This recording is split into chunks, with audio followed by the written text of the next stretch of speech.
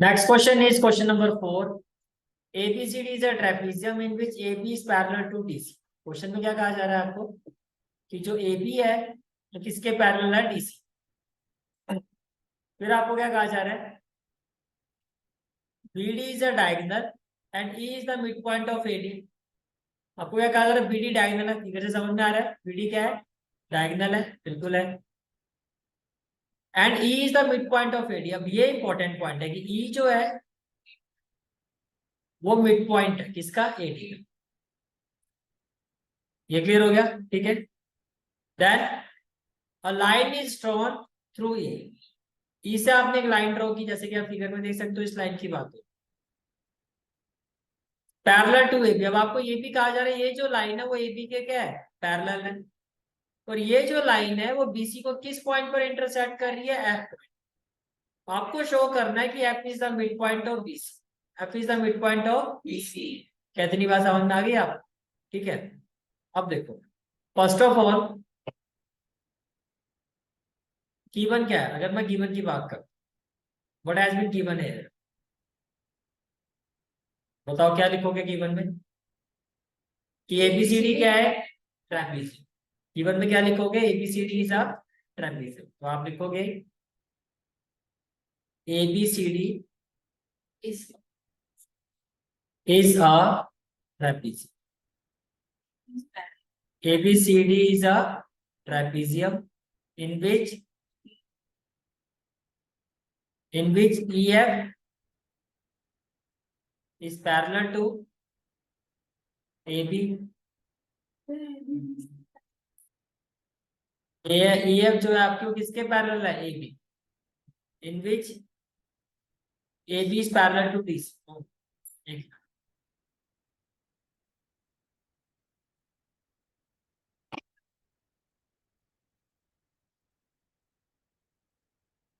AB is parallel to DC। AB is parallel to DC। इतनी बात clear है, ठीक है। फिर आगे कहा जा रहा है आपको E is the midpoint of AD। तो ये भी लिखो, comma E is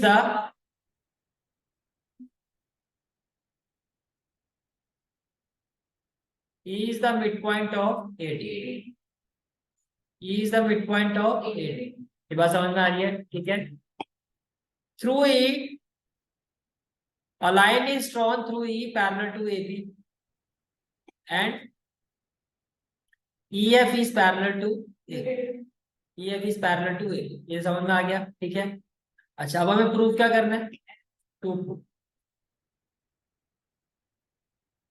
we have to prove that F is the midpoint of BC। What we have to prove that F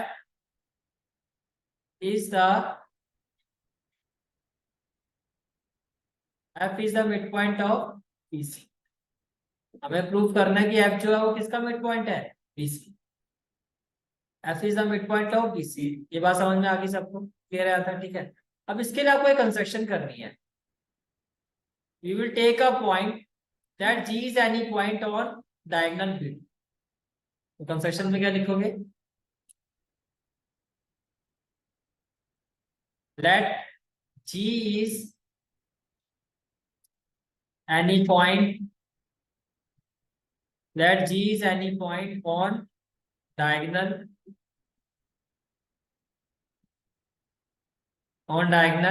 BD। ये बात समझ में आ रही है, ठीक है। अब ये जो फिगर है आपकी,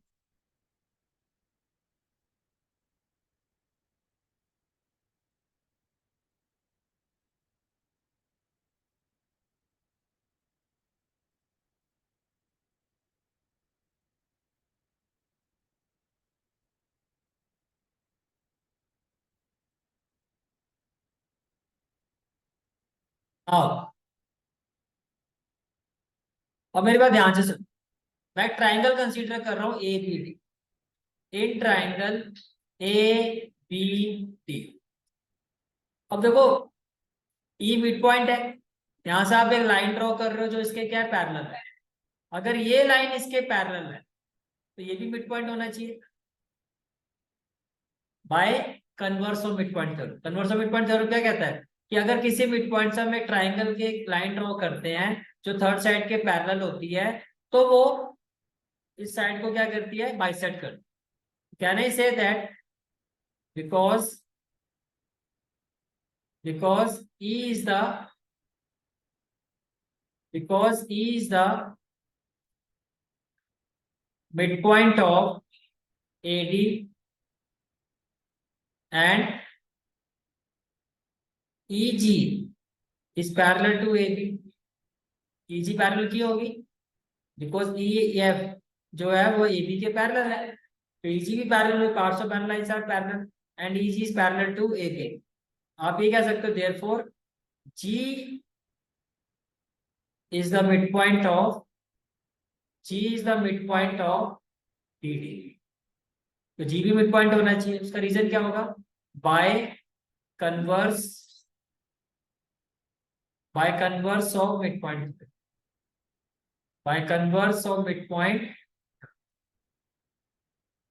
तो आपने प्रूव कर दिया कि ये जो पॉइंट है ये भी क्या है, mid point.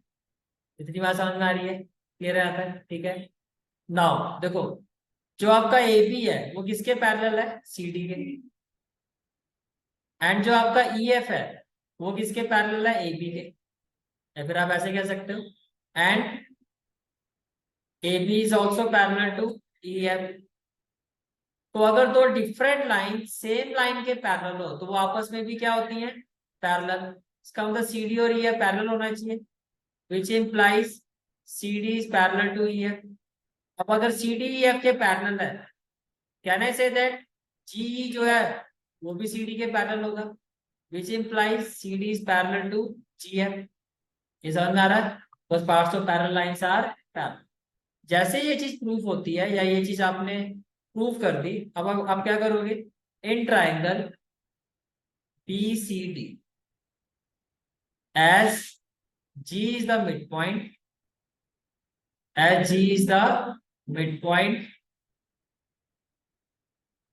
and GF is parallel to CD. अब ये मिड पॉइंट है और ये लाइन जो है आपकी वो इस लाइन के क्या है, पैरेलल है. तो पॉइंट एफ भी क्या होना चाहिए, मिड पॉइंट होना चाहिए. पॉइंट एफ भी क्या होना चाहिए, mid point, which implies F is the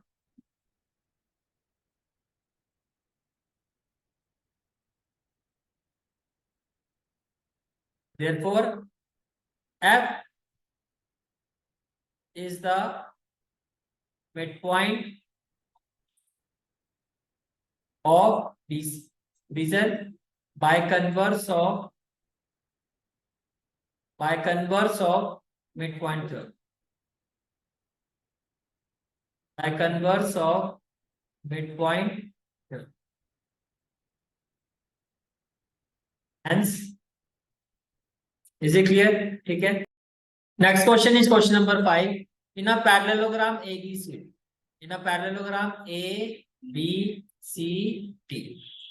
E and F are the midpoint of side AB and CD. E किसका मिड पॉइंट है, AB का, और F किसका मिड पॉइंट है, CD. तो फर्स्ट ऑफ ऑल जो गिवन इंफॉर्मेशन है वही लिख लेते हैं. What has been given? A parallelogram ABCD.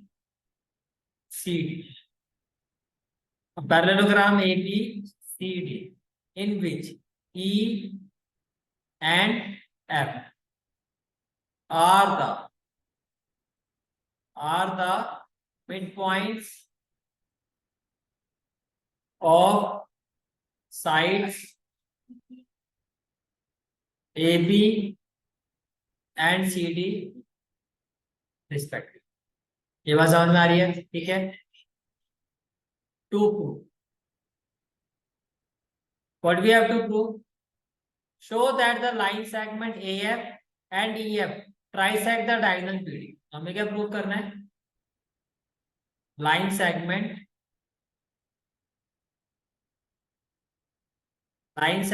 AF and EC trisect.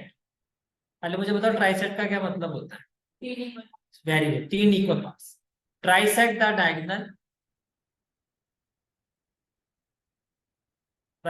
Diagonal PD. अब इसके 3 इक्वल पार्ट्स क्या क्या होंगे, DP, PQ, QP. That is आपको ये प्रूव करना है, फिर आप ऐसे बोलो B Q equal to Q P equal to P D. अब जब आप प्रूव करोगे तो सबसे पहले देखो, मैं ट्राइंगल कंसीडर कर रहा हूं, कौन सा, ए, नाउ देखो, जब आप प्रूव करोगे, because ABCD is a parallelogram, because ABCD is a parallelogram के जो अपोजिट पेयर होता है उनके बीच में क्या रिलेशन होता है, parallel and, can I say that जो एबी है आपका वो सीडी के पैरेलल होगा एंड एबी जो है आपका वो सीडी के इक्वल भी होगा। अब एबीसीडी के इक्वल है तो क्या मैं ये भी कह सकता हूँ कि जो हाफ ऑफ एबी है वो हाफ ऑफ सीडी के इक्वल होगा। और अगर ए बी सी डी के पैरेलल है तो मैं बोल सकता हूँ जो ए ई है वो एफ सी के पैरेलल होना चाहिए, A is parallel to F C. इतनी बात समझ में आ रही है? ठीक है, अब देखो, half of A B, E मिड पॉइंट है तो हाफ ऑफ ए बी को मैं ए ही ले सकता हूँ और सी डी के हाफ को मैं ले सकता हूँ एफ सी। तो ए ई एफ सी के पैरेलल, ए ई एफ सी के इक्वल, इसका मतलब ए ई एफ सी जो है आपका, आपने प्रूव कर दिया कि ये क्या है, पैरेललोग्राम। क्या समझ में आ रही है? ठीक है, which implies AECF is a parallelogram। अब देखो, I am considering a triangle ABP।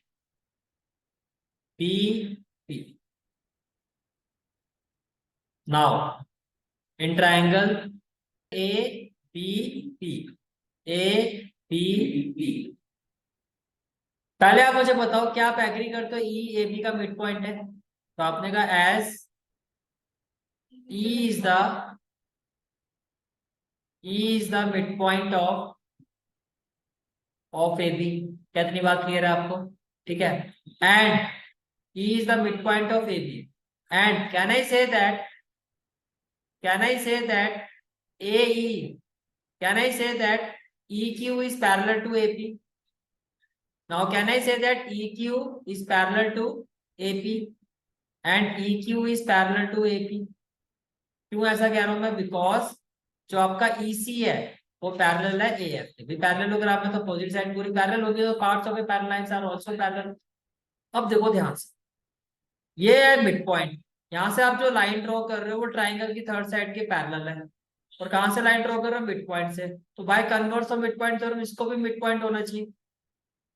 Converse of मिड पॉइंट थ्योरम यही कहता है ना कि एक साइड के मिड पॉइंट से हम एक लाइन ड्रॉ करते हैं जो थर्ड साइड के पैरेलल होती है, तो वो जिस साइड पे ड्रॉ होती है वो साइड भी क्या होती है? बाइसेक्ट, यानी कि Q जो है वो इसका मिड पॉइंट होगा। प्रीवियस क्वेश्चन आपने सारा यही किया था। ठीक है, तो अब आप क्या कह सकते हो? इसका मतलब ये हुआ, therefore Q is the midpoint of BP। Reason, by converse of midpoint, by converse of midpoint theorem। Now जैसे आपने ये प्रूव कर दिया कि ये जो Q है वो इसका क्या है? मिड पॉइंट है, तो मैं बोल सकता हूँ BQ जो है फिर QP के इक्वल होना चाहिए।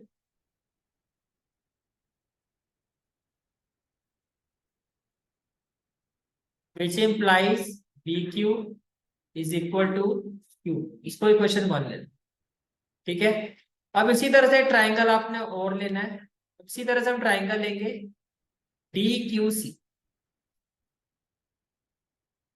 Now in triangle DQC, can I say that F जो मिड पॉइंट है CD का, as F is the midpoint of CD and can I say that FP is parallel to CQ? क्यों पैरेलल है? बिकॉज जो आपका AF है वो पैरेलल है किसके? C के। तो parts of a parallel lines भी पैरेलल होंगी आपकी। ये बात समझ में आ रही है? ठीक है, therefore can I say that P is the अगर ये मिड पॉइंट है और यहाँ से आप एक लाइन ड्रॉ कर रहे हो जो थर्ड साइड के पैरेलल है, तो ये जो पॉइंट है ये भी इसको बाइसेक्ट करेगा इस साइड को। इसका मतलब जो P है आपका, therefore P is the midpoint of DQ. Therefore P is the midpoint of DQ, which implies what? जो आपका DP है वो किसके इक्वल होगा? PQ के। समझ में आ गया? और you can say that QP is equal to PD। ये हो गया इक्वेशन नंबर 2। अब देखो QP जो है आपका वो BQ के भी इक्वल है और QP जो है आपका PD के भी इक्वल है। तो अगर मैं दोनों इक्वेशन को कंपेयर करता हूँ फ्रॉम 1 एंड 2, तो आप क्या कहोगे? PQ equal to QP equal to PD। ये हमें प्रूव करना था। Hence clear? So next question is question number 6. ABC is a triangle, right angle. Let's first of all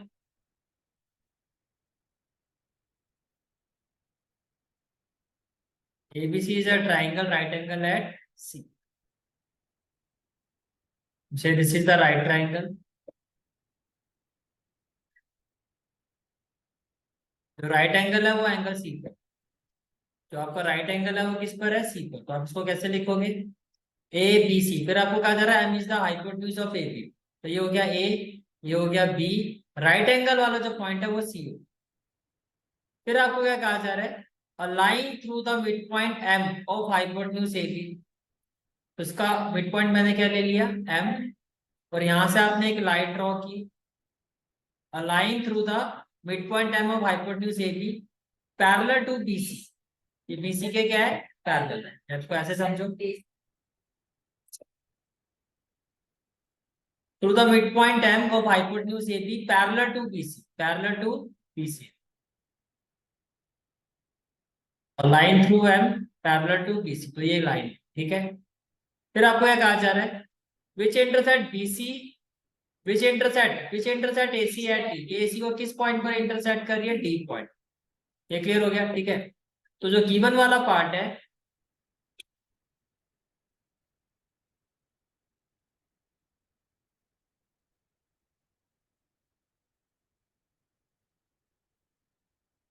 now what has been given? ABC is a triangle. ABC is a triangle, right angle at C, right angle at C। ये clear हो गया? ठीक है। फिर क्या कहा जा रहा है? A line through the mid point M of hypotenuse, यानी कि आपको ये कहा जा रहा है जो एम है आपका वो मिड पॉइंट है। M is the mid point of hypotenuse A B, ठीक है। And M D is parallel to B C. Agree करते हो? ठीक है। ये तो हो गया आपका गिवन वाला पार्ट। अब हम आते हैं what we have to do. Firstly आपको क्या प्रूव करना है? D is the mid point of S. तो पहले वन बाय वन, पहले हमें क्या प्रूव करना है? D is the mid point of S, D is the mid point of S. तो पहले हम इसी पार्ट पर आते हैं, D is the mid point of S. Now in first part we have to prove that D is the mid point of AC. देखो in triangle prove, जब आप फर्स्ट पार्ट प्रूव करोगे, first of all in triangle A C B, कौन सा triangle ले लिया? ए C B, ठीक है। देखो S M is the mid point, as M is the mid point of A B. M किसका मिड पॉइंट है? ए बी का। एग्री करते हो? गिवन है आपको। And M D is parallel to P C. तो आज मोस्टली क्वेश्चंस आपने यही किए। क्या किया आपने? कि अगर किसी भी साइड के मिड पॉइंट से हम कोई लाइन ड्रॉ करते हैं जो थर्ड साइड के पैरेलल होती है, तो ये जो लाइन है अपोजिट साइड को भी क्या करती है? बाइसेक्ट। यानी कि डी भी इसका क्या होना चाहिए? Mid point. Therefore D is the midpoint of C is the midpoint of AC. Reason, converse of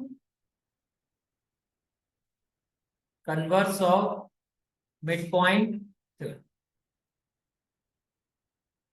ये आपका पार्ट 1 प्रूफ हो गया। प्रूफ। अब पार्ट 2 में हमें क्या प्रूफ करना है कि MD is perpendicular to MD is perpendicular to AC। अब देखो कैसे प्रूव करोगे। As MD is parallel to BC, मान लेते हैं ये एंगल 1 है, ये एंगल 2 और ये जो एंगल है आपका ये, इसको मैं ले रहा हूँ 3। MD BC के पैरेलल है। Can I say that and DC is transversal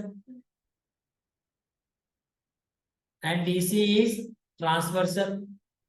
अगर ऐसा है तो मैं बोल सकता हूँ एंगल 1 एंगल 3 के इक्वल होगा कॉरस्पॉन्डिंग एंगल। रीजन क्या होगा, कॉरस्पॉन्डिंग एंगल।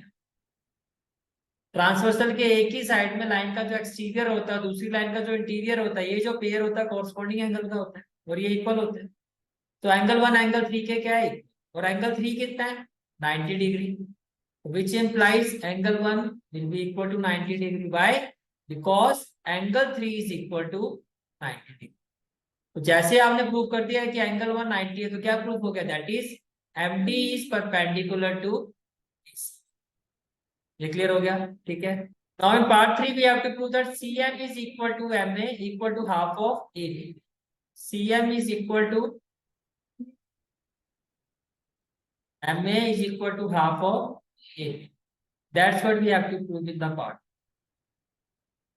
देखो CM का मतलब मुझे इसको इससे कनेक्ट करना पड़ेगा, ठीक है। Equal to MA, equal to MA। देखो फर्स्ट ऑफ ऑल एज